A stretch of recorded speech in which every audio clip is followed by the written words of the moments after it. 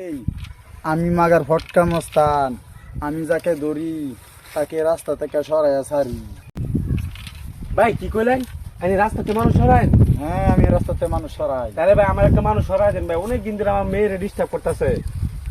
এই আমি ফটকা মস্তান, এটা আমার ব্যাপারই না রাস্তা থেকে সরানো, এটা আমার বাম হাতের ময়লা মাত্র। আপনি যদি ভাই রাস্তা থেকে সরাতে পারেন আপনার আমি 20,000 টাকা দিব।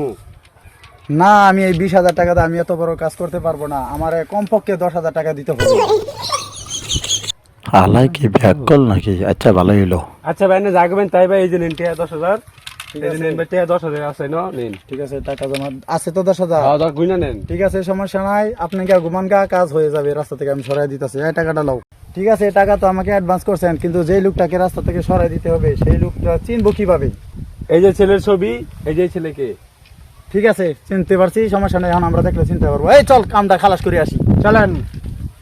উস্তাদ, ওই যে দেখা যা। হ্যাঁ, ওই যে এই ধর একে।